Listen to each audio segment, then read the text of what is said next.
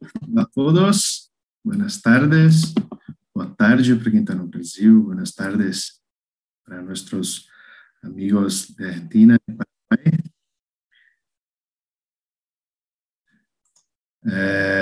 Antes da gente começar, vamos pedir para vocês, né, a gente tem tradução simultânea, pessoas de vários países, embaixo, na barrinha aqui, vocês vão ver como que é um globinho. É só clicar em interpretação e escolher português, você vai escutar tudo em português. Antes de empezarmos, aí acá abajo como que un globito, hace un clic, elige español y va a escuchar todo en español. Como vamos a hablar tanto en portugués como español, elige cuál es la mejor opción para todos. Empezamos. Si tiene alguna duda, llama en el chat que lhe ajudamos. Se tiver alguma dúvida de como fazer escolher a tradução simultânea, é só chamar no chat que a gente começa.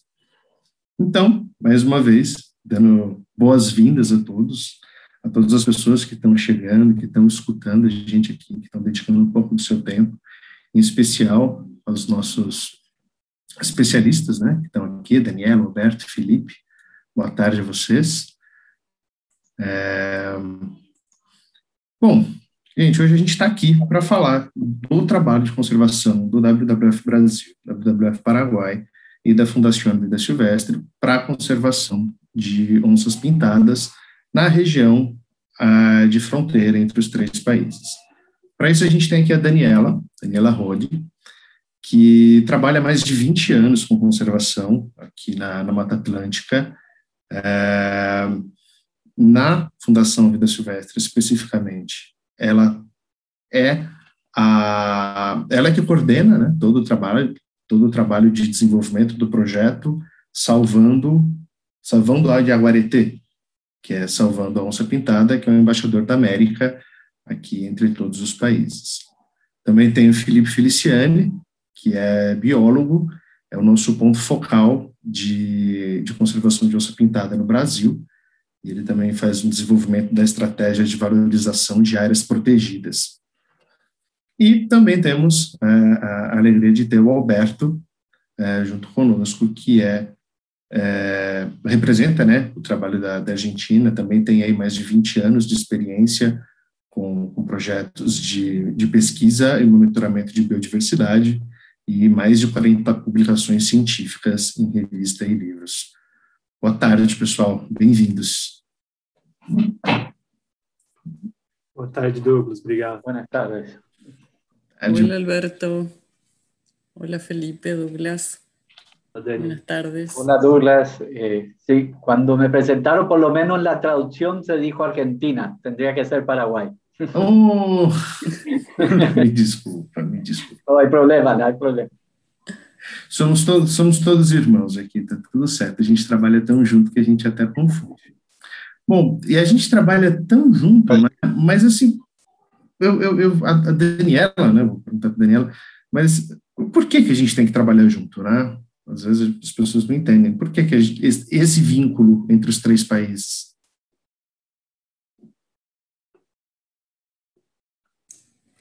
Bueno, Douglas, Argentina, Brasil y Paraguay compartimos la ecorregión del bosque atlántico. Es algo en concreto que nos une y es algo por lo que debemos unir esfuerzos, articularnos, y todos los esfuerzos en la inversión, el trabajo que querramos hacer para conservar, restaurar el bosque atlántico, si no está articulado entre los tres países donde se distribuye, no va a salir de la mejor de las maneras. El bosque atlántico, ahí tal vez si hay gente en la audiencia que no esté muy familiarizada, había preparado un pequeño mapa como para ubicarnos en la ecorregión. Y me gustaría empezar hablando de algunas generalidades y algunas particularidades del bosque atlántico, si tengo unos minutitos, Douglas. El bosque atlántico es el segundo bosque. ¿Vamos bien, Douglas? ¿Puedo tomarme unos? Sí, ok. El bosque atlántico, bueno, como vemos en este mapa, si traten de unir todos sus subsectores que están acá pintados en diversos colores, sumando todas esas subecorregiones, el todo es el bosque atlántico. Como ven, va desde bien al norte de Brasil, en el estado de Bahía, ocupa gran parte de la región oriental del Paraguay y casi completa la provincia de Misiones en el noreste de Argentina. Es una ecorregión que originalmente, antes de la llegada de los conquistadores y colonizadores europeos, cubría alrededor de 135 millones de hectáreas. Y como ven, por su gran extensión en el eje norte-sur, está conformado por distintas conformaciones boscosas, cada una tiene sus características, tiene su propio nombre, su identificación, pero en su conjunto es lo que llamamos bosque atlántico. Como les dije, es el segundo bosque húmedo, bosque lluvioso con mayor biodiversidad del continente americano, después del Amazonas. Y lo que caracteriza, o una particularidad muy notoria en el bosque atlántico, es la cantidad de especies endémicas que tiene dentro de esa alta riqueza o diversidad de especies. Para darles algunos ejemplos, si tomamos las diferentes especies de monos, de primates, el 80% de las especies son endémicas del bosque atlántico. Endémicas quiere decir que no las vamos a encontrar, no se dan en otros lugares del planeta. Si hablamos de bromelias, por ejemplo, el endemismo, el 70% de las especies, las bromelias son esas plantas mayormente epífitas que crecen sobre los árboles. El 70% de las especies son propias, exclusivas del bosque atlántico. Las palmeras son en un 65%, las especies son exclusivas del bosque atlántico. Entonces esto hace que sea un bosque único y que si se pierde alguna de sus especies, se pierden en todo el planeta, porque no las encontramos en otros lugares. Otra particularidad del bosque atlántico, que creo que bueno, ahí también hay algunos datos de diversidad. Otra particularidad del bosque atlántico es que tiene mucha población humana, muchas personas vivimos en el bosque atlántico. En Brasil son alrededor de 145 millones de personas, en Paraguay son 2,5 millones de personas, y en Misiones, en Argentina, somos unas 800.000 personas. Yo estoy en Puerto Iguazú. Y eso ejerce una enorme presión, digamos, que deriva de las actividades que hacemos los humanos. Hemos ejercido una enorme presión sobre el bosque atlántico a lo largo de los años y particularmente las últimas décadas, en los últimos 40, 50 años. Hemos producido una gran pérdida de la masa boscosa, y de esos 135 millones de hectáreas que yo les comentaba al principio, persisten alrededor del 15%,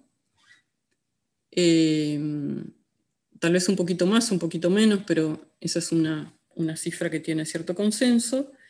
Y ese porcentaje que queda de bosque está, sobre todo, muy fragmentado, distribuido en porciones de bosque muy chicas que no alcanzan a sustentar la integridad ecológica o el set completo de especies que originalmente había, etc. Y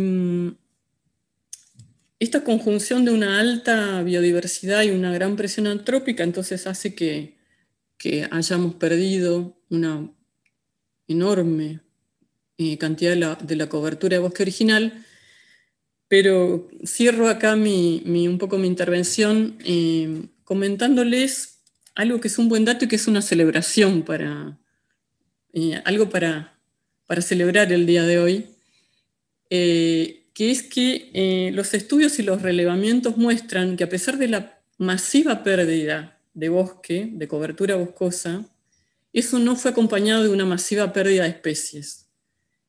De hecho, el número de especies que se han extinguido en el bosque atlántico no es tan grande, no se han registrado muchas especies, no ha habido una proporcionalidad entre la masividad de la pérdida de la cobertura de bosque y la pérdida de especies. Y eso es algo que nos está jugando a favor a quienes estamos preocupados por el futuro del bosque atlántico.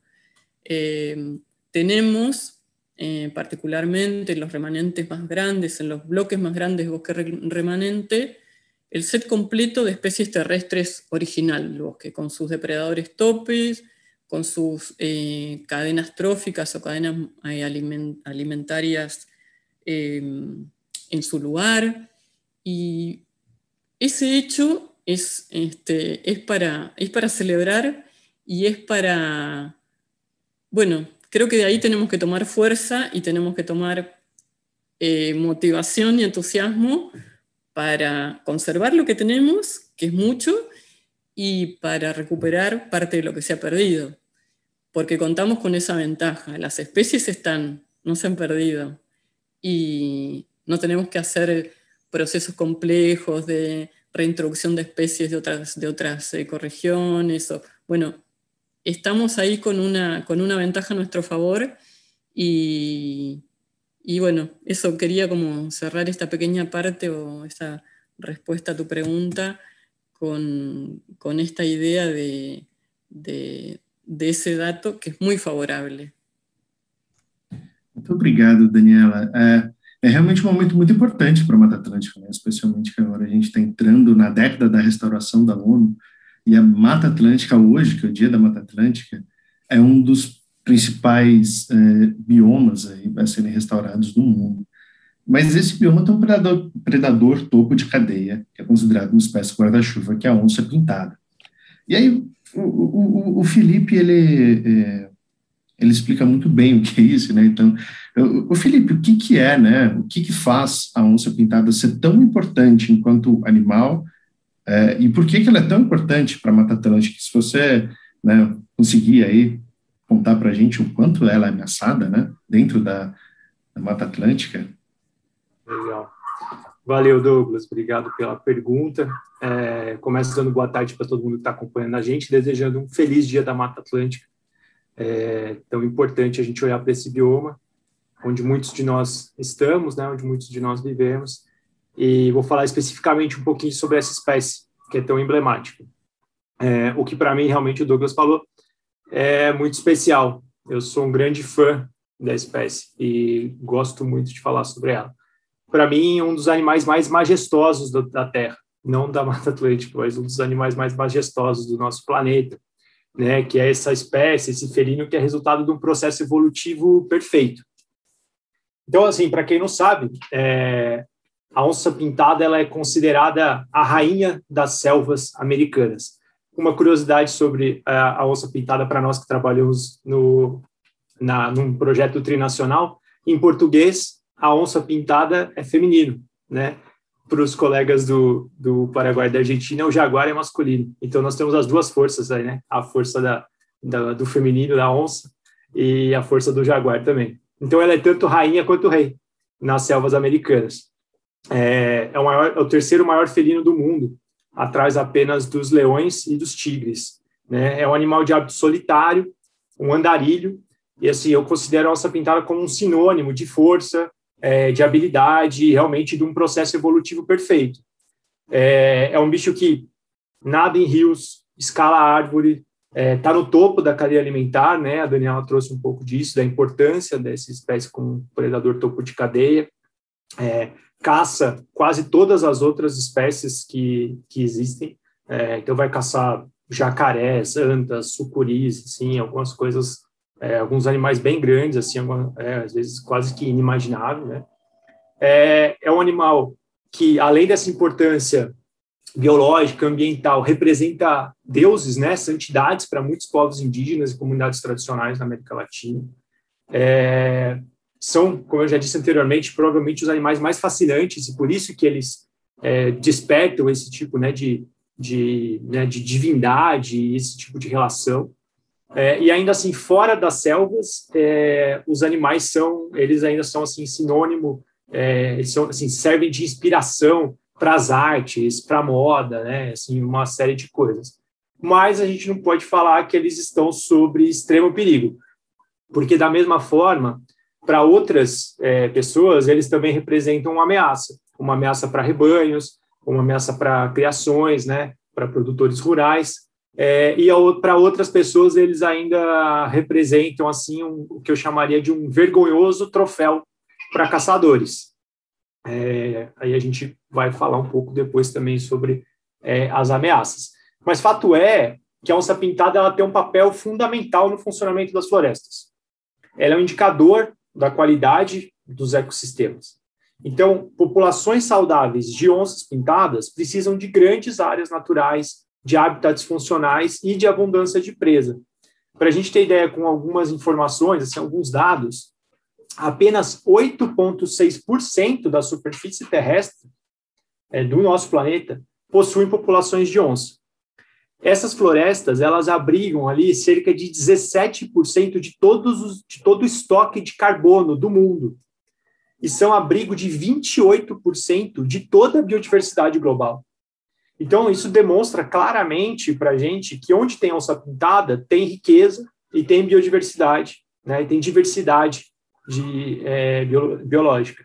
Então, que preservar a onça-pintada é muito mais do que preservar uma espécie. Preservar a onça-pintada é preservar algumas das áreas naturais e alguns dos territórios e dos hábitats mais importantes para o nosso planeta. Falando especificamente sobre a Mata Atlântica, estima-se que hoje a gente tem menos de 300 indivíduos em todo o bioma, em todo aquele território que a Daniela mostrou lá, desde o Nordeste brasileiro até a nossa divisa com a Argentina e com o Paraguai, a gente estima que a gente tem menos de 300 indivíduos. Sendo que uma das populações consideradas viáveis, né, ou seja, aquelas que conseguem se reproduzir, conseguem aumentar, estão exatamente aí no corredor trinacional, onde a gente trabalha juntos. Estudos indicam ainda que a Mata Atlântica é um dos biomas do mundo que corre o risco de perder o seu maior predador, o que seria um impacto gigantesco para todo o equilíbrio do bioma. Então, logo, a gente pode considerar que, como a onça-pintada é uma espécie de guarda-chuva, né, o Douglas usou esse termo e ele é autoexplicativo, né, assim, porque quando a gente conserva a onça-pintada, atuando na conservação dos jaguares, das onças-pintadas, a gente está atuando na conservação de todo o território. E saber que a população de onças pintadas nesse território do corredor trinacional está aumentando nos últimos anos é muito importante e nos encoraja a seguir com os nossos trabalhos junto e essa grande rede de parceiros estabelecida que a gente tem aí no território. Então, assim, só um exemplo de dados, né? Imagina vocês que em 2005 um estudo estimou que no corredor verde, que é esse território ali entre Brasil e Argentina, haviam apenas 40 onças pintadas, apenas 40 em 2005.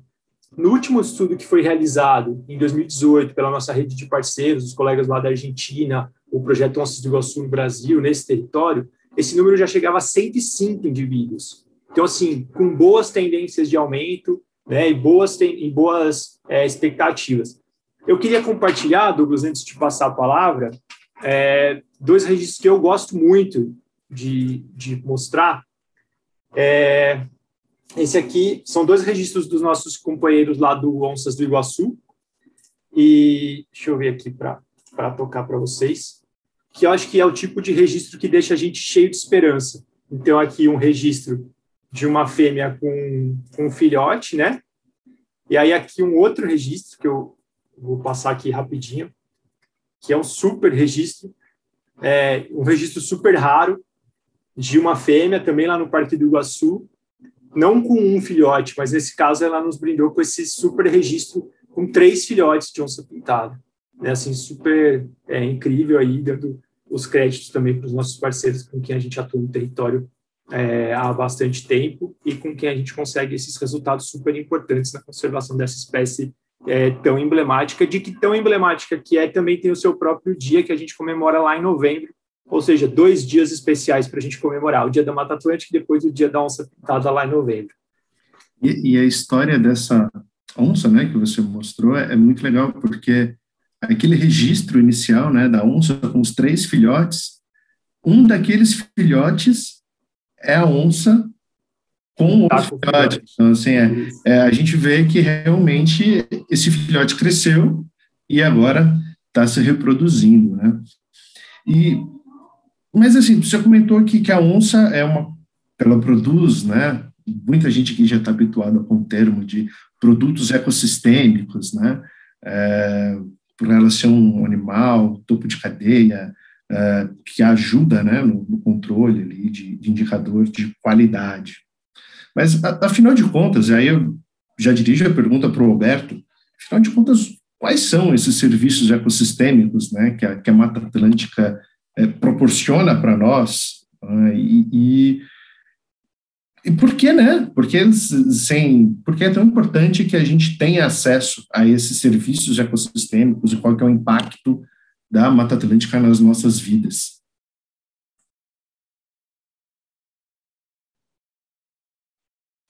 Buenas tardes, Douglas. Muchísimas gracias por este espacio y, bueno, muchísimas gracias a toda la audiencia también que se ha unido.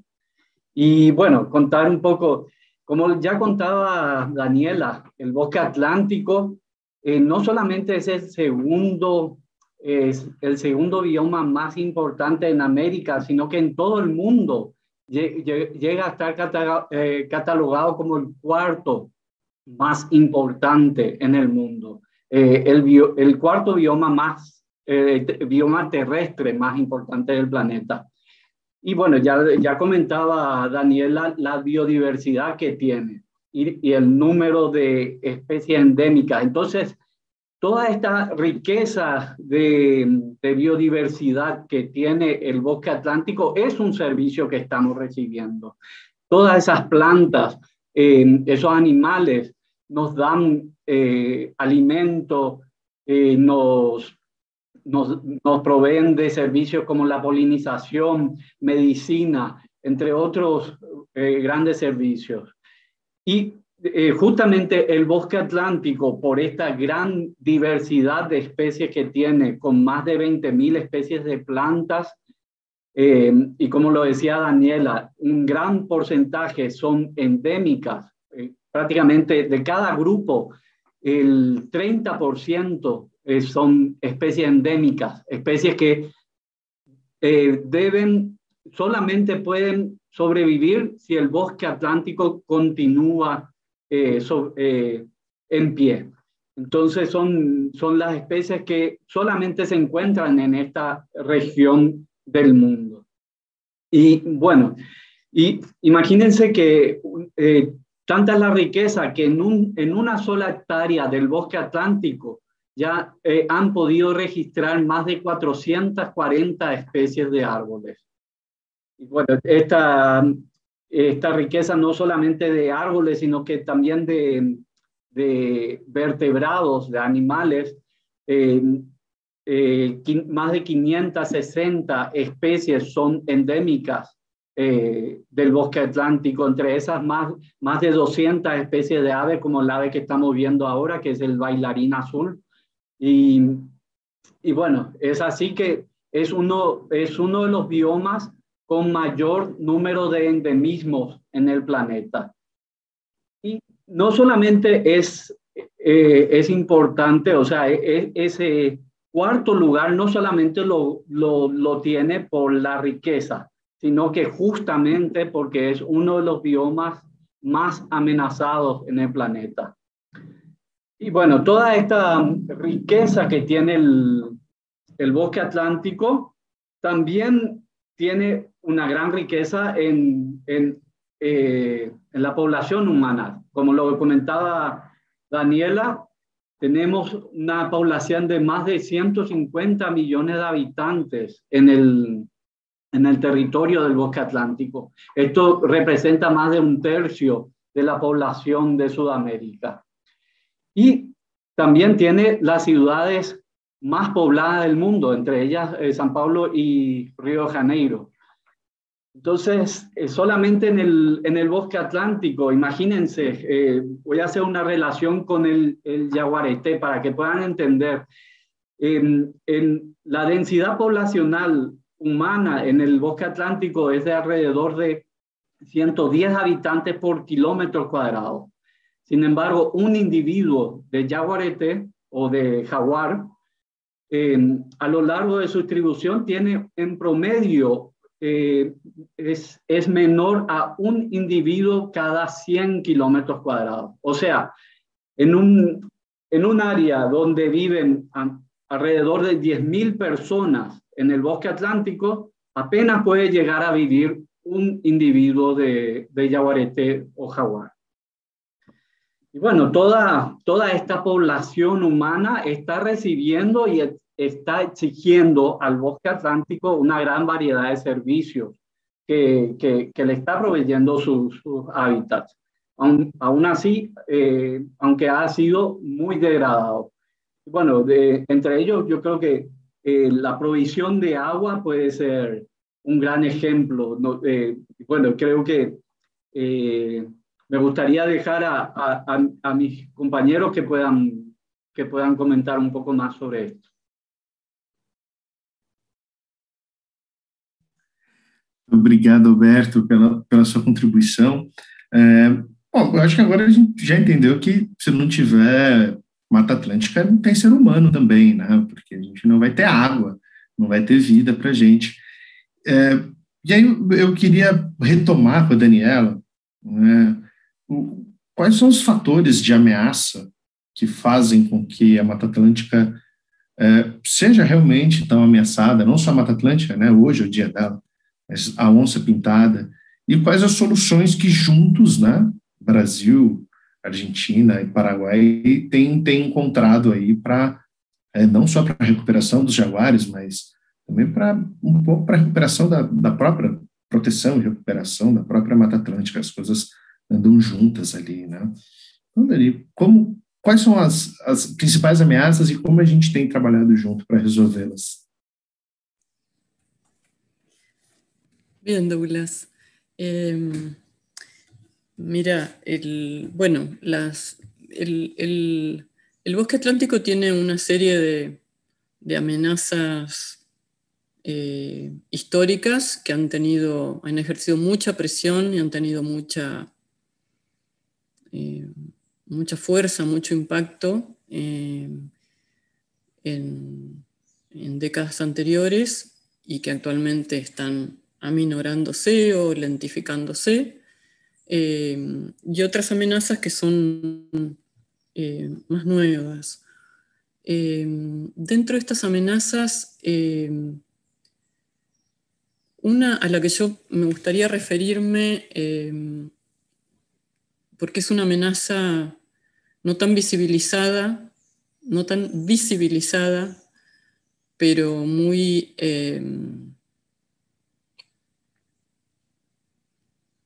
pero que tiene un gran efecto, que es el problema, es una amenaza que actúa hoy en día sobre lo que queda del bosque atlántico, y que es el problema de la defaunación.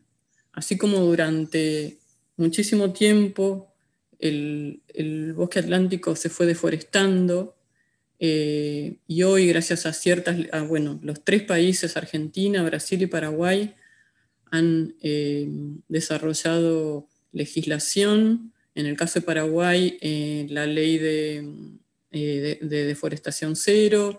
En el caso de Brasil, también hay leyes que protegen, que evitan la deforestación del bosque atlántico. En Argentina, la ley de bosques. Ese proceso tan acelerado que teníamos de deforestación no está resuelto, pero está más lento, digamos, nos está dando más tiempo, está ocurriendo de forma más lenta. Pero lo que ocurre, esta amenaza que quería comentarte, es sobre los bosques que tenemos hoy en día. Lo que hay es un proceso constante de defaunación. Tenemos los bosques en pie, tenemos los árboles en pie, pero tenemos una pérdida de fauna. Defaunación es el proceso por el cual una de las causas es la caza, la práctica de la cacería, que cosecha en forma no regulada, no sustentable, de hecho ilegal, animales, sobre todo mamíferos, también aves, reptiles, de gran porte, de gran tamaño y tamaño grande y medio. Y eso está produciendo en la mata atlántica que queda, en el bosque atlántico que queda, no solo la desaparición de estas poblaciones, sino también de irrupciones en diversos procesos ecológicos. Por ejemplo, la desaparición en un fragmento de un depredador tope produce un efecto en cascada o desarregla, digamos, toda la cadena trófica. También, así como eso, hay otros procesos ecológicos que se ven alterados, como la dispersión de semillas, la polinización, e incluso está documentado para el bosque atlántico ejemplos en que se están produciendo cambios de tipo evolutivo. Los procesos de evolución que toman en escalas de tiempo bastante grandes, ya hay algunos investigadores que encuentran ejemplos de cambios de ese tipo, o sea, una alteración muy seria, muy severa de estos procesos. Bueno, puedo, si te parece, contar también qué estamos haciendo nosotros para trabajar sobre esta amenaza de la defaunación, que, como dije, es en gran parte causada por la práctica de la caza furtiva.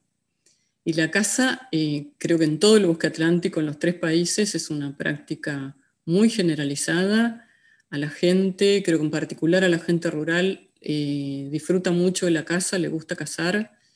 Es una actividad que podríamos llamar tradicional, y también es una actividad que ha entrado ha pasado a ser una actividad ilegal, o ha sido ilegalizada no hace tanto tiempo, si pensamos en los ajustes sociales o los cambios sociales, pareciera como que la gente todavía se resiste a que esté prohibido cazar. Todavía consideran mucha gente como un derecho a hacer uso de la fauna nativa. Pero claramente con el poco bosque que queda, eso no es posible. Y entonces nosotros estamos, digamos, ¿cómo abordamos el problema de la caza, de la cacería? Por un lado, lo que hay que hacer es reforzar o implementar mejor las leyes que existen y que limitan esta práctica o la prohíben. Y por otro lado, también trabajar sobre la información a la población, la sensibilización, la concientización para eventualmente con el tiempo lograr un cambio social, un cambio de conducta, o disminuir la aceptación que existe por parte de una buena parte de la sociedad respecto a esta práctica. Entonces, desde nuestro proyecto, el proyecto Salvando al Yaguareté, que compartimos con Brasil y Paraguay, estamos en los 3 países trabajando en varias áreas protegidas. En total son 8 o 9 áreas protegidas de los 3 países. Son áreas grandes que cubren la mayor parte del paisaje del territorio actual del Yaguareté en la zona de la triple frontera, trifronteriza. Estamos trabajando con los equipos de guardaparques para contribuir a una mejor implementación del trabajo que ellos tienen a su cargo de hacer cumplir las leyes. Entonces, en ese sentido, con estos equipos de guardaparques trabajamos, por un lado, organizando y ofreciendo, organizando en forma conjunta, obviamente, capacitaciones que mejoran su trabajo, capacitaciones que tienen que ver sobre todo con el día a día de su trabajo. También colaboramos con algunos grupos de guardaparques en un mejor equipamiento de esos grupos, también para desarrollar mejor las tareas de vigilancia, de fiscalización. Y también estamos trabajando desde el año pasado en algunas líneas innovadoras que son la adopción de herramientas nuevas que facilitan para los guardaparques todo el proceso de planificación, de registro y de sistematización del esfuerzo, de fiscalización y de los resultados, en un loop, en un círculo virtuoso que a su vez permita ir mejorando la planificación y siendo más efectivos en el trabajo que desarrollan. Como todos sabemos, en los 3 países los recursos son limitados, los recursos humanos, los recursos materiales, económicos. Entonces, mientras más efectiva sea cada tarea que ellos desarrollan, es mejor a los efectos del resultado general del objetivo de reducir el impacto que tienen los cazadores sobre la fauna. Y por otro lado, también trabajamos en cuestiones voy a ser muy breve, Douglas, en educación ambiental, trabajando con chicos de edad escolar, con, digamos, las futuras generaciones para evitar que sigan perpetuando este tipo de práctica. También campañas en medios masivos, ya para un público adulto. Paraguay, por ejemplo, ha implementado una campaña de comunicación muy grande en Paraguay, de sensibilización hacia la especie. Y bueno, eso con la meta última de lograr reducir la aceptación social por un lado y desalentar efectivamente la práctica.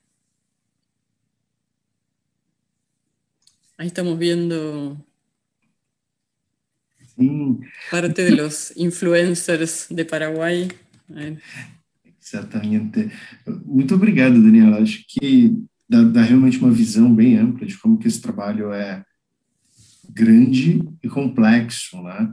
E aí, eu tenho uma pergunta para o Felipe, que, te escutando, eu vejo que a fragmentação e a proximidade com as cidades, né? Como que se dá essa relação, Felipe, da proximidade da onça com as populações locais, com essa região fragmentada?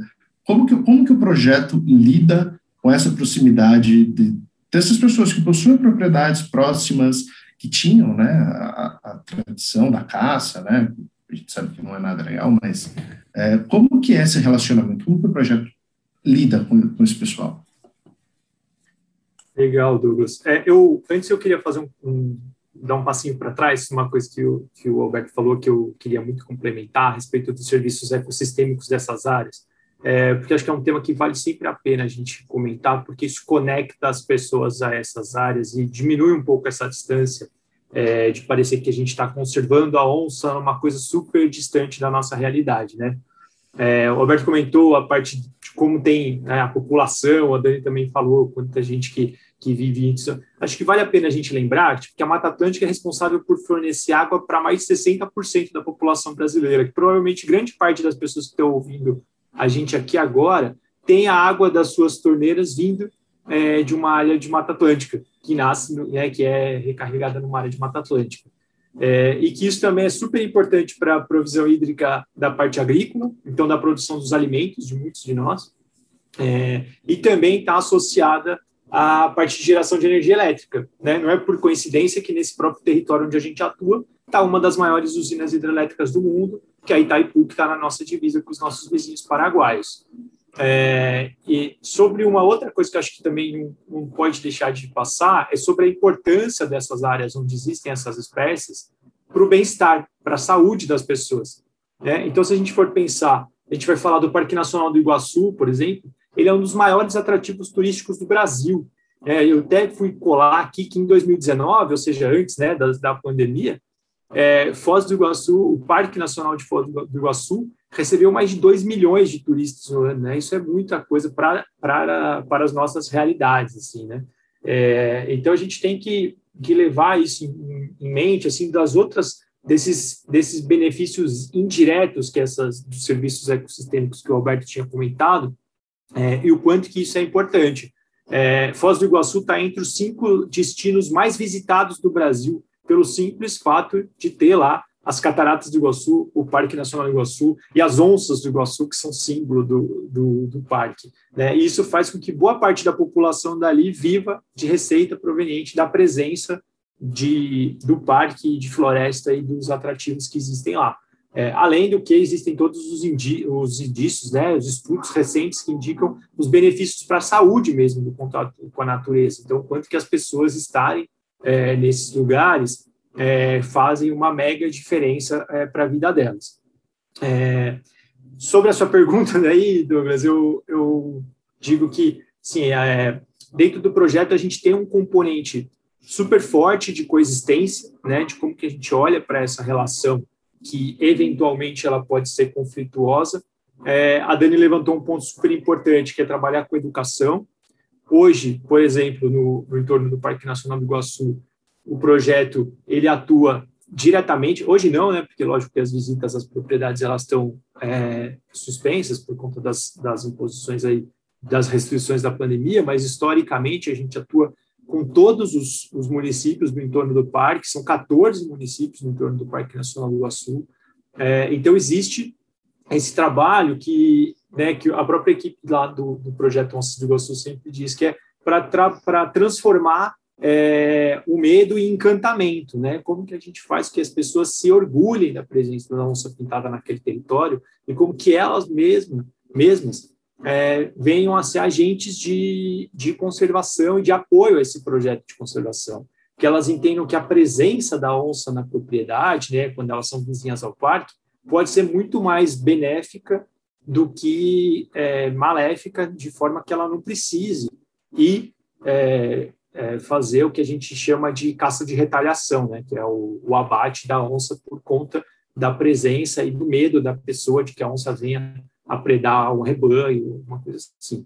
Então, acho que além desse trabalho com a comunidade, um monitoramento constante das áreas de saída das onças do parque, para saber em quais locais elas estão saindo mais, e aí esse monitoramento se dá uma super forte participação da equipe, né, do parque também, então as pessoas ligam, a equipe atende rapidamente, instala câmeras, armadilhas fotográficas, como essa que a gente está vendo aí, assim, para ter registros, para saber se aquela predação realmente é de onça ou não, se é um cachorro que está vindo de algum outro lugar e a culpa acaba caindo nas costas da onça. Então, assim, é muito importante que a gente fale sobre isso. Acho que depois o Alberto vai falar especificamente sobre a questão da fragmentação também, Douglas, mas eu queria só destacar antes uma questão desse histórico, que a Dani trouxe também um pouquinho, do histórico de desmatamento que a gente teve na Mata Atlântica no último tempo. O relatório que o SOS Mata Atlântica publicou entre ontem e hoje, né, demonstrou que entre 2019 e 2020, a gente perdeu mais de 18 mil campos de futebol de floresta na Mata Atlântica brasileira.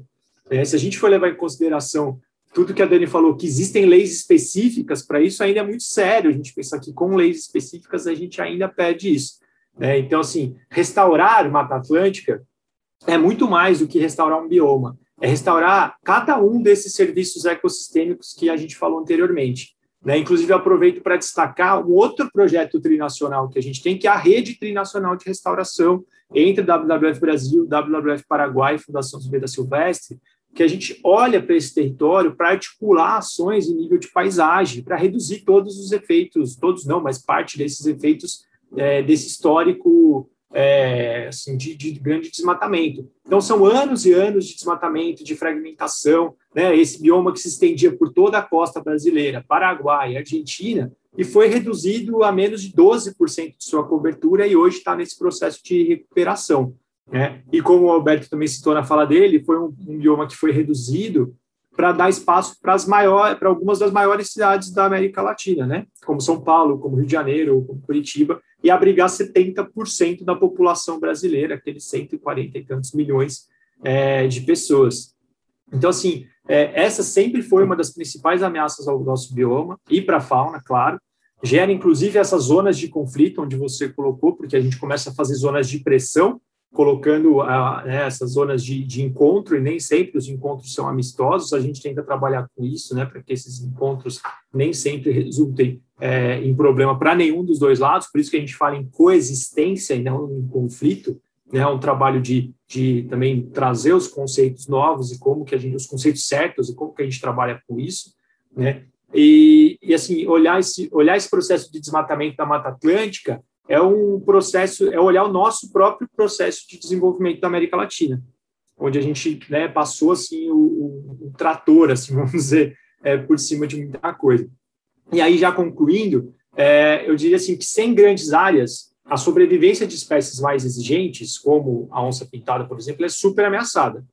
Então, os animais se expõem muito quando eles precisam se deslocar, né, e aí eles vão se expor a várias coisas. No Parque Nacional do Iguaçu, por exemplo, onde a gente atua lá em parceria com o Projeto Onças do Iguaçu, do Instituto Procarnívoros. É uma ilha de floresta no estado do Paraná. Quando a gente pega um mapa de cobertura, a gente vai ver que o Parque Nacional do Iguaçu é um oásis ali de floresta. Da mesma forma, no Parque Estadual do Turvo, lá no Rio Grande do Sul, que também é um projeto que a gente apoia lá em parceria com o Instituto Curicaca, também está super isolado. A única conexão entre esses dois parques brasileiros com população de onça-pintada se dá exatamente por Misiones, pelo lado argentino, o que justifica a gente estar aqui discutindo esse território de maneira integrada, discutindo esse território de maneira internacional. Porque, por sorte, as onças podem viajar pelas fronteiras, elas não precisam de passaporte, não precisam de burocracias, mas mesmo assim elas ainda estão... elas têm que se preocupar com outras coisas, tipo os atropelamentos, tipo os caçadores, a baixa oferta de presa. Então, assim, não é muito fácil para elas, mas, felizmente, existe um avanço hoje, os próprios parques falam entre eles, né, se conectam para fazer atuações conjuntas. Então, é um processo de construção que envolve muita gente para tentar minimizar os efeitos desse histórico de desmatamento e de fragmentação, que a gente, de alguma forma, tenta atuar, reduzindo as ameaças e atuando na restauração dos corredores e do território tão importante, tanto para as onças quanto para nós, né? Obrigado, Felipe. Gente, eu estou olhando para o relógio aqui, vejo que a gente está chegando ao fim, e agradeço muito a todo mundo que está aqui mandando, tem várias perguntas, então eu estou, ao mesmo tempo, feliz com várias perguntas que a gente tem para responder, muito boas, ao mesmo tempo um pouco aflito de encaminhar uma última pergunta para o Alberto, antes da gente passar a respondê-las, né? Então, Alberto, o Felipe, a Daniela também falaram muito sobre essa questão da fragmentação, né? E como que ela afeta não só a espécie, mas também a nossa qualidade de vida.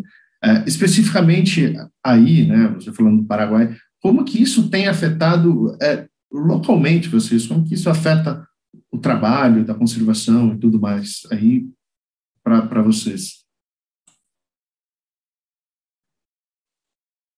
Bueno, Douglas, sí, vi que hay varias preguntas ahí en el chat y justamente han preguntado incluso cuántos individuos de jaguares quedan en nuestras regiones, ¿verdad?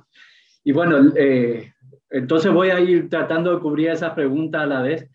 Pero bueno, el bosque atlántico en el Paraguay, fíjense que cubría gran parte de nuestra región oriental, si lo ubican.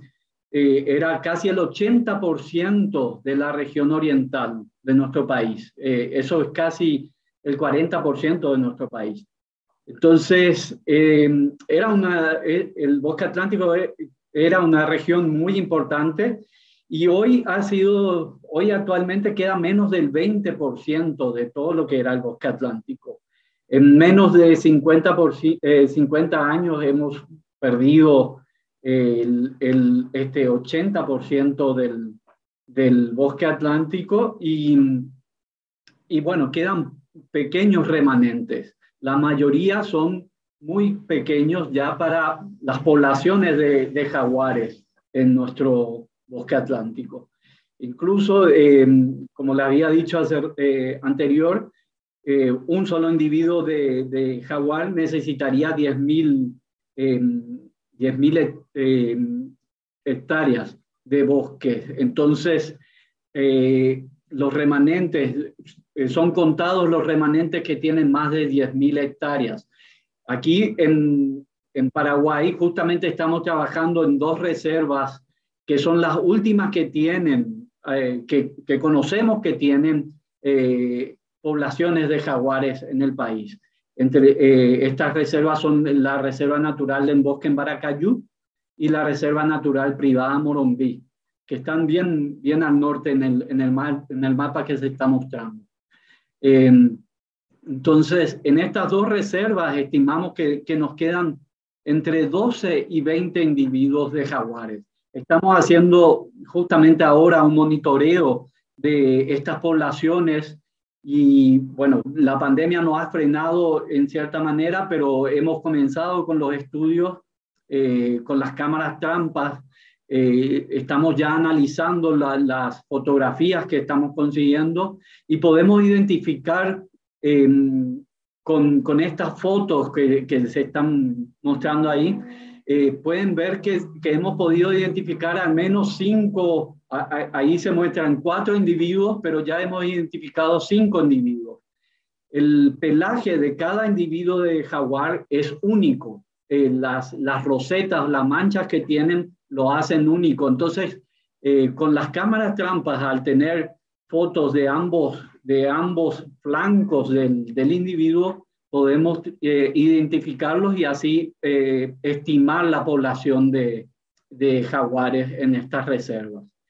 Bueno, la fragmentación sigue aislando estos bosques. Baracayú y Morombí anteriormente se mantenían unidas, pero actualmente prácticamente están aislados, ya no se conectan. Entonces, los jaguares que quedan en sus reservas no se pueden mover entre estos bosques y quedan aislados. Al quedar menos individuos en una pequeña reserva, eso puede causar una endogamia en esa población, o sea que los genes se vayan reduciendo tanto que el entrecruzamiento entre individuos aumente los riesgos de enfermedades genéticas. Y bueno, y así la especie finalmente podría desaparecer. Como lo comentaban anteriormente, ya lo comentó Daniela, estuvimos trabajando el año pasado para extender la ley de deforestación cero. Esa ley ha logrado frenar gran parte de la conversión de bosques que estaba ocurriendo hasta el 2003. En el 2004, cuando se implementa esta ley, se llegó a frenar casi en un 80% la deforestación que estaba teniendo el bosque atlántico. Bueno, hoy tenemos esta ley por 10 años más, hasta el 2030. Con eso tenemos una gran esperanza de que podamos seguir trabajando y buscamos volver a restaurar esa conectividad entre los bosques que nos quedan. Y bueno, esa es la situación que estamos teniendo y bueno, esperemos que todo el trabajo en conjunto que estamos haciendo va a replicar en la conservación del jaguar, pero no solamente el jaguar, como una especie paraguas vamos a lograr la conservación de las miles de especies que viven en el bosque atlántico.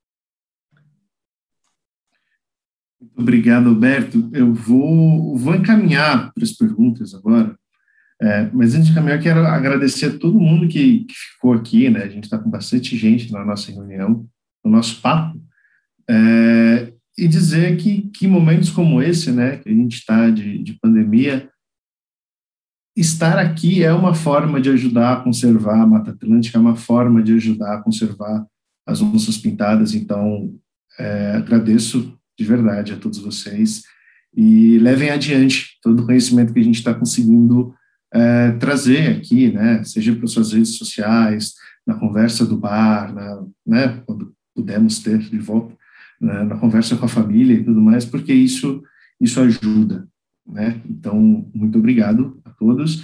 E aí, eu estou vendo aqui que tem muitas perguntas, o pessoal está bastante curioso, e eu vou tentar juntar algumas perguntas muito parecidas, inclusive.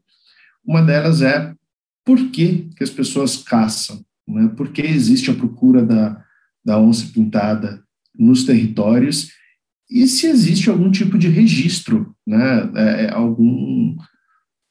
Algum relatório de quantas onças foram caçadas, né? Como que é esse controle? Eu realmente deixo para quem tiver a coragem de dizer por que as pessoas caçam. Puedo tomar la palabra. ¿Puedo? Ok. No, yo quería... Daniela, adelante, por favor. ¿Por qué las personas cazan? Yo, como les comenté antes, nosotros estamos desde hace un tiempo, un buen tiempo ya, intentando trabajar sobre produciendo mensajes que desalienten la práctica de la caza, pero es clarísimo que es una práctica muy compleja, que tiene raíces históricas muy lejanas, que tienen que ver con una práctica muy, digamos, natural del Homo sapiens, que tiene que... su complejidad hizo que nosotros, desde hace un par de meses, empecemos a trabajar con una persona que no es del ámbito de la conservación ni de la biología, sino con un antropólogo, que está trabajando justamente entrevistando a guardaparques, a cazadores, está haciendo un estudio para nosotros entender mejor por dónde abordar el problema. ¿Por qué la gente caza? Hay muchas razones, no hay una sola.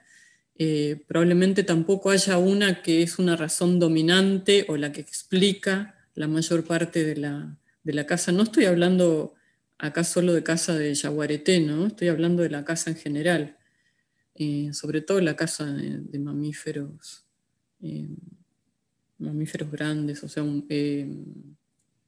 el tapir, los pecaríes, las corzuelas, las presas más habituales, la paca, los armadillos, presas más habituales en el bosque atlántico.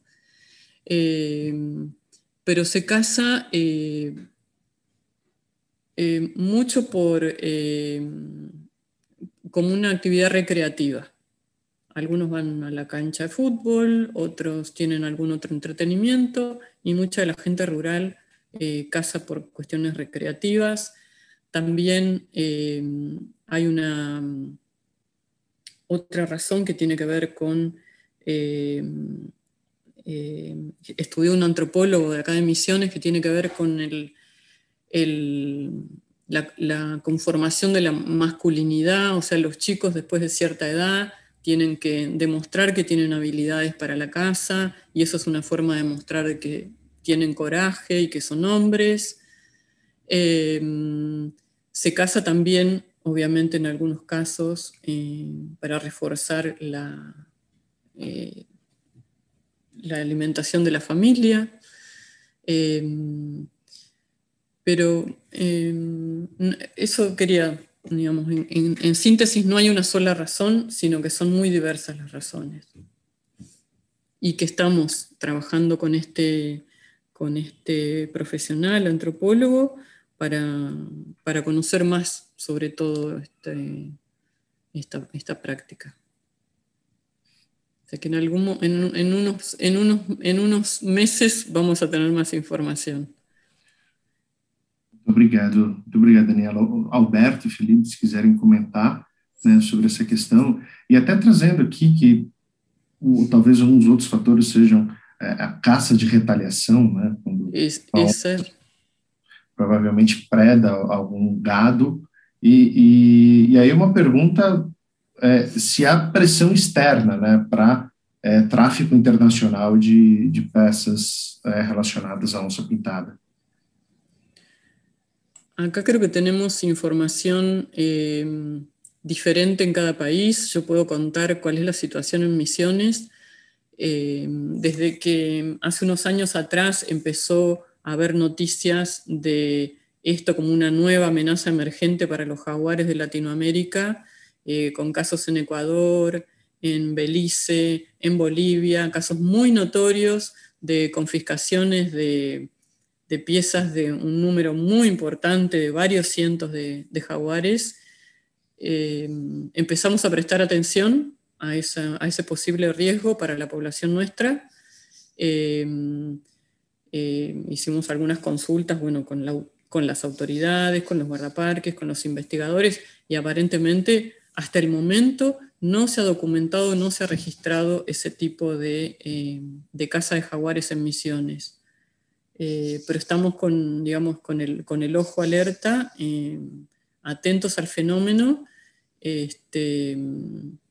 y tal vez la baja densidad o los pocos individuos que persisten en el bosque atlántico también hace que tal vez no sea tan rentable, digamos, ese negocio. No es tan fácil encontrar un jaguarete para sacarle los colmillos. Douglas, eu vou fazer um comentário só breve, depois, sobre dois pontos. Um, que na pergunta o pessoal falou de histórico, né, de números de redução. Eu falei lá que a gente tinha um registro de 1995 de 40 indivíduos no corredor, né, entre Argentina e Brasil, ali no Iguaçu. Cabe trazer aqui o dado anterior, que é de entre 1994 e 1995, existiu um estudo que registrou 400 indivíduos no território. Então, em 10 anos, você teve uma redução de 90% da população. E cabe o registro também, não poderia deixar de registrar, que esse estudo de 94 e 95 foi feito pelo grande Peter Crouch, que a gente perdeu recentemente para a Covid. Então, falando de Mata Atlântica, falando de onça, não pode deixar de registrar a contribuição do Peter. E eu colocaria mais um ponto sobre o que a Dani estava falando. Eu concordo com ela em relação de que existe uma dificuldade de se encontrar onça para caçar, talvez por isso a gente tenha tanta caça de onça para fins comuns, assim, uma caça mais de retaliação, mas existe um fluxo maior de caça de presas, e aí que o impacto ele é indireto, mas que aí você força a onça, às vezes, a se expor mais na busca, então que a própria caça de presa ela também vai desencadear que a onça saia mais da área protegida e que ela esteja mais exposta e que aí ela possa vir a se tornar uma vítima de caça de retaliação. Então, é tudo em cadeia, não tem muito como a gente desligar uma coisa da outra e trabalhar isso hoje em Mata Atlântica é super importante, apesar da pressão de tráfico internacional não ser tão forte em Mata Atlântica como é na Amazônia, por exemplo, né, na fronteira entre Brasil e Guiana, Brasil-Suriname, Brasil-Bolívia, onde é um pouco mais comum você ter apreensões de parte de onça, tá? Aqui, até pela densidade ser um pouco mais baixa, a gente não tem esse tipo de registro. Mas também vale a pena levar em consideração que quando um indivíduo é tirado da natureza na Mata Atlântica, o impacto da retirada desse um indivíduo é gigantesco, por conta da baixa densidade. Então, também a gente tem que tomar um pouco de cuidado do tipo, então não é um problema. É um problema sim, porque se a gente tiver... a gente viu ali os filhotes, né, que eu mostrei, a gente sabe o tanto que demora para a gente conseguir ter novas gerações de onça para ter um crescimento. A gente perdeu 90% em 10 anos. Em 10 anos, a gente conseguiu recuperar 20%, para a gente ter uma noção de que, tipo, para tirar o animal da natureza é muito mais fácil do que para a gente conseguir recuperar a população. Então, só queria fazer esse registro aí. E aí eu cortei a ordem que o Alberto ia falar e eu acabei falando na frente dele. Me desculpa, Alberto.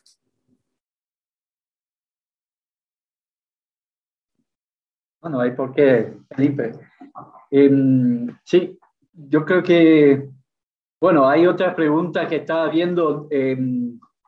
No sé, Camila Martínez preguntaba si se ha planteado dentro del proyecto capacitar guías locales para otorgar una salida laboral a través del ecoturismo.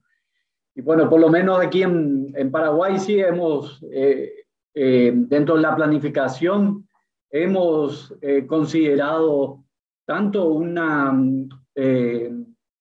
un programa de educación ambiental como también una capacitación que íbamos a desarrollarlo en la Reserva Natural del Bosque en Baracayú, donde tenemos un hotel y hay un centro educativo para niñas que viven prácticamente ahí. Entonces, nuestro interés justamente es que ellas tengan la capacidad de hacerle a los turistas que lleguen allí puedan comprender la importancia del jaguar y vivir un poco más la biodiversidad que tiene el área a través de estas actividades.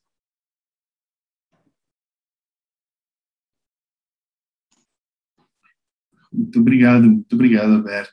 A gente está chegando a hora, eu sei que tem muita gente já se programando para outras coisas, as atividades da nossa noite. Queria saber se a gente tem tempo para mais uma pergunta e depois passar para as conclusões finais. E tem uma pergunta muito interessante que é aqui, que nós três trabalhamos em conjunto, mas os governos, eles trazem algum estímulo, eles trabalham em conjunto também para a conservação da onça?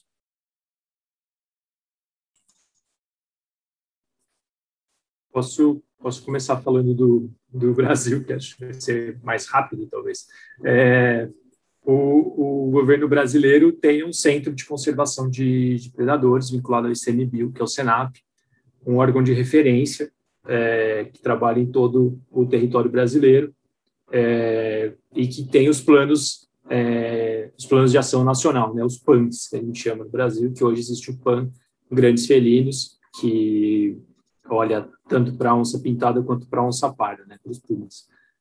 Então, existe sim, nós somos parceiros, eles são nosso parceiro na implementação do projeto, nos dois territórios que a gente atua lá, também nos territórios que a gente atua na Serra do Mar, né, falando em Mata Atlântica também, não dá para a gente deixar de falar que a outra população viável de onça pintada está na Serra do Mar, entre São Paulo e Paraná, onde a gente atua em parceria com o Instituto Maracá, e a gente tem uma parceria muito boa com o SENAP, que é esse órgão aí do Centro Nacional de Predadores do governo. E é super importante, né, Douglas? Acho que assim, é vital, porque, por exemplo, o Parque Nacional do Iguaçu também tem a sua gestão atrelada ao governo federal. Então é importante, são atores super importantes, mais do que estratégico, né? São essenciais na atuação da conservação, onde nós, como sociedade civil, como terceiro setor, entramos para suprir, assim, ocupar um espaço, mas existe uma responsabilidade clara e direta que é vinculada a esses órgãos públicos.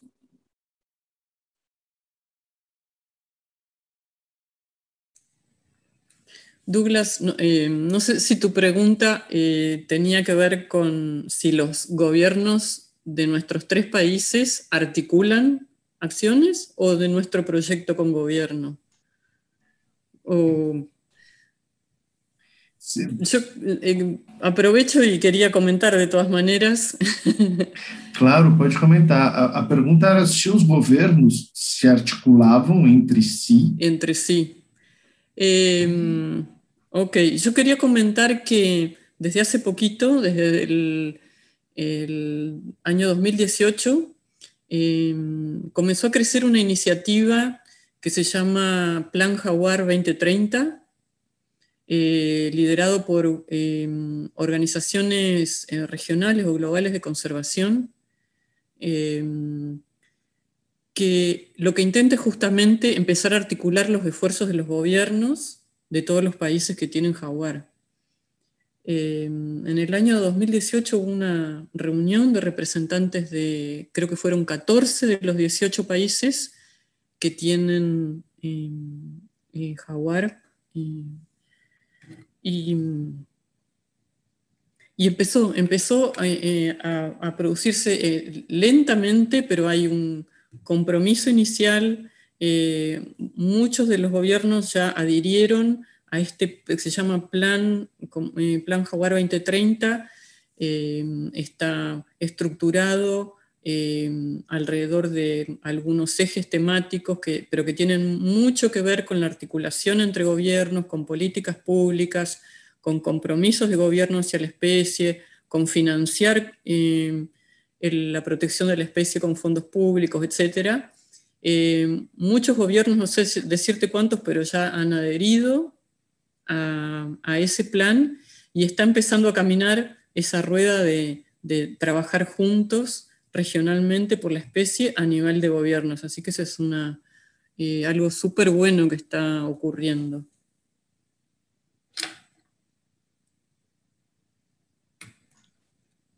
Alberto, ¿quer complementar?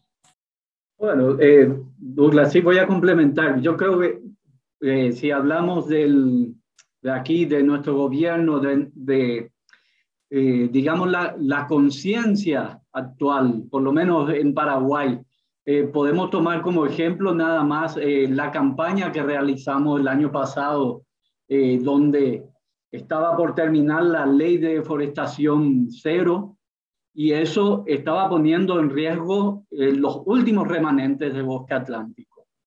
Bueno, en 4 meses hicimos una campaña para que se exija al gobierno continuar con esta ley, por lo menos, nuestra expectativa por lo menos era de 2 a 5 años. Tuvimos, con esta campaña se sumaron más de 12.000 personas que firmaron a favor de la ley y más de 60 organizaciones estuvieron apoyando para que la ley continúe. Y bueno, tuvimos la gran alegría que tanto nuestro Congreso Nacional, tanto los senadores como los diputados, firmaron para que continúe la ley. Y bueno, finalmente nuestro presidente también firmó y bueno, la ley continúa no por 2 años ni 5 años como era nuestra expectativa, sino que por 10 años. Entonces vemos que el compromiso por la conservación va también aumentando. Sabemos que la exigencia que conlleva un desarrollo también hace una pérdida de equilibrio entre el balance de la sustentabilidad y el desarrollo económico, pero se está logrando una conciencia sobre el tema. Muito obrigado. A gente está, né, com o tempo estourado, então só queria encaminhar as palavras finais, né, de vocês, uma mensagem, né, para deixar hoje em dia da Mata Atlântica para todos nós. Então, Daniela, por favor, pode começar. Bueno, primero agradecer a todas las personas que estuvieron en este webinario. Agradecer su interés por el bosque atlántico y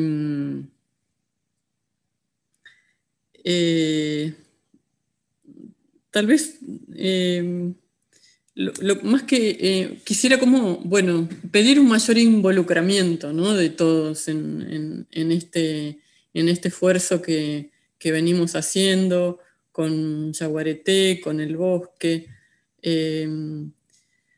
Hay muchas cosas que podemos hacer desde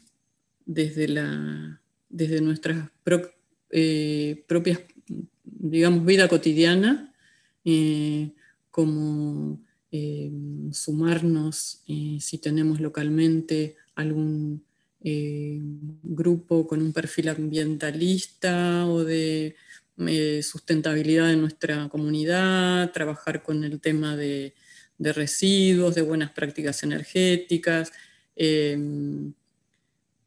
alentar a todos. No sé cuánta gente de la que nos escucha vive en el bosque atlántico, cuántos serán de afuera, pero eso es algo que que para todos, seamos de donde seamos, aliento a sumarse y bueno, y a seguir trabajando para la recuperación del bioma, para que en algún momento, lo tenemos planificado allá para el año 2040, tengamos en estos bosques que conforman la región trinacional del bosque atlántico, lleguemos a esa meta de 250 jaguaretes adultos por lo que estamos trabajando.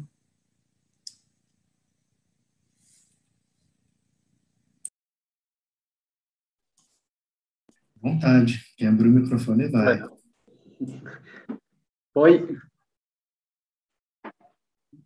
Continúo con las últimas palabras, pero Douglas, voy a aprovechar y tomar una de las preguntas que hicieron. Si es bueno enfocarnos en especies paraguas como el jaguar, o deberíamos enfocarnos en todas las especies. Bueno, fíjense, hemos puesto justamente en este webinar, le hemos puesto como uno de los títulos: sin bosques no hay yaguaretés, y sin yaguaretés el bosque no tiene vida. Y no es porque las otras especies tengan menor importancia, sino que el yaguareté en sí, como una especie emblemática y también indicadora. ¿Por qué una especie indicadora? Porque requiere, como les comentamos, requiere tanto hábitat, y un hábitat en buen estado, que al conservar al jaguar o al yaguareté, estamos logrando la conservación de todas las otras especies. Y también es como le dijimos, está en la cima de la cadena alimentaria. O sea, su supervivencia depende de la supervivencia de otras muchas especies. Entonces, por eso es que enfocamos nuestros esfuerzos en una especie tan emblemática como es el yaguareté. Y bueno, pero fíjense que toda esta conversación no solamente ha ido enfocada al yaguareté, sino que al hábitat en donde vive, el bosque atlántico. Entonces, tenemos que hacer un gran esfuerzo para salvar al bosque atlántico. Muchas gracias. Olha, eu posso concluir aqui também. Eu vou começar aqui, tem uma pergunta, né, no chat aqui da Vivian. Vou falar rapidinho, Vivian. Tem algumas pesquisas, sim, sobre essa questão. A gente a gente aborda de outra forma. Eu te recomendo aí que você pesquise um pouco aí dos parceiros, não sei em qual território especificamente você está olhando, mas existem algumas pesquisas em andamento sobre esse processo de coexistência que eu falei, para áreas de encontro entre as onças e populações, tá? Depois a gente pode eventualmente procurar aí mais coisas, se você quiser, dá para a gente trocar depois os contatos. Fechando, queria agradecer muito a presença de todo mundo que ficou aí esse período com a gente. Valeu, Douglas, pela moderação. Achei que foi importante aí também para a gente conseguir olhar para as perguntas e conseguir atender o pessoal que estava falando, atuando aqui com a gente. Acho que a mensagem final, o Alberto trouxe um ponto super importante, que é de olhar para o habitat, né? E acho que nesse Dia da Mata Atlântica, a gente tem que se inspirar na Mata Atlântica. É algo que a gente sempre fala aqui nas nossas reuniões internamente, que a gente se inspire na resiliência da Mata Atlântica, na beleza da Mata Atlântica, na especificidade da Mata Atlântica, né, no tanto que ela é única e no tanto que ela resiste. Acho que trabalhar conservação sempre foi resistência, talvez hoje seja mais do que nunca, e é importante que a gente possa estar junto de instituições como as que a gente tem aqui, com os colegas da Argentina e do Paraguai, e que a gente saiba que o nosso trabalho é orientado por uma estratégia clara, por objetivos claros, por espécies, por metodologias, e por assim resultados que a gente vem buscando e que com a dedicação de nós todos, quando eu digo de nós todos que estamos aqui, não só nós todos as instituições, vamos atingir esses objetivos. Então eu aproveito e convidar todo mundo que está aqui também para seguir as redes sociais das nossas instituições e dos parceiros que a gente citou aqui também durante a conversa.